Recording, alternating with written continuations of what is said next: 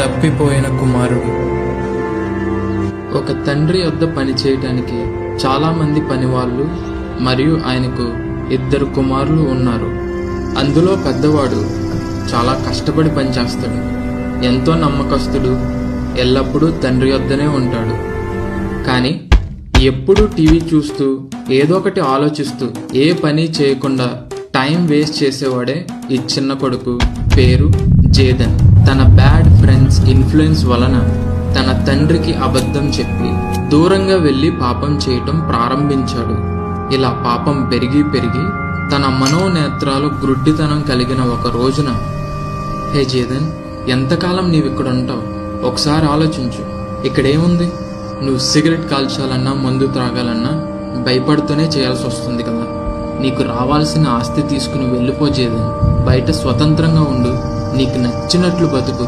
ఆ మాటలకు జేదన్ అవును అని సమాధానమిచ్చాడు.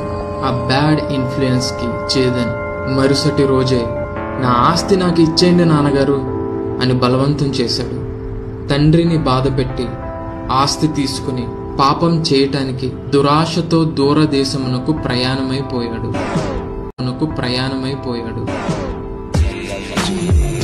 విదేశాలలో విలాసవంతంగా విస్తారంగా మనీ ఖర్చు పెడుతూ, త్రాగుతూ, జోదం ఆడుతూ, దుర్వ్యాపారం చేసి ఆస్తి అంతా ఖర్చు చేసేశాడు. జేదన్ దగ్గర ఏమీ లేదు అని తెలిసిన తన స్నేహితులు అతనిని విడిచి వెళ్ళిపోయారు.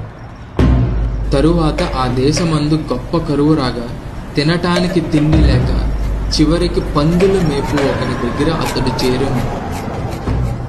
ఆకలికి తట్టుకోలేక పందులు తిను పొట్టుతో తన కడుపు నింపుకోవాలని ఆశపడాను. అయితే అది కూడా అతనికి దక్కలేదు.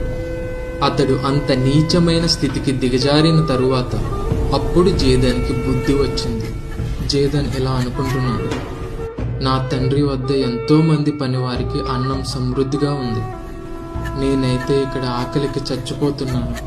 నా తండ్రి వద్దకు వెళ్ళి, తండ్రి, నేను పరలోకమునకు విరోధముగాను నీ ఎదుటను పాపం చేసి తిని ఇక మీదట నీ కుమారుడనని అనిపించుకొనుటకు యోగ్యుడను కాను. నన్ను నీ కూలివారిలో ఒకనిగా పెట్టుకోమని అతనితో చెప్పుదును అని అనుకుని తన తండ్రి ఇంటి యొద్దకు తిరిగి ప్రయాణమయ్యాను. జేదన్ ఇంకనూ దూరంగా ఉన్నప్పుడు తండ్రి అతనిని చూచి కనికరపడి పరిగెత్తి వాని మెడ మీద పడి ముద్దు పెట్టుకొనెను.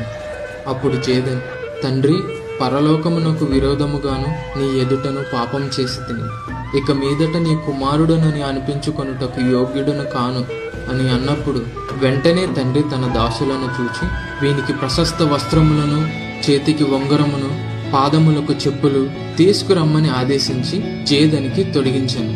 అప్పుడు తండ్రి ఇలా అన్నారు, ఈ నా కుమారుడు చనిపోయి మరలా బ్రతికెను, తప్పిపోయి దొరికినని చెప్పి, రండి మనమందరము విందు ఆరగించి సంతోషపడదుము అని చెప్పగా వారందరూ ఎంతో సంతోషపడి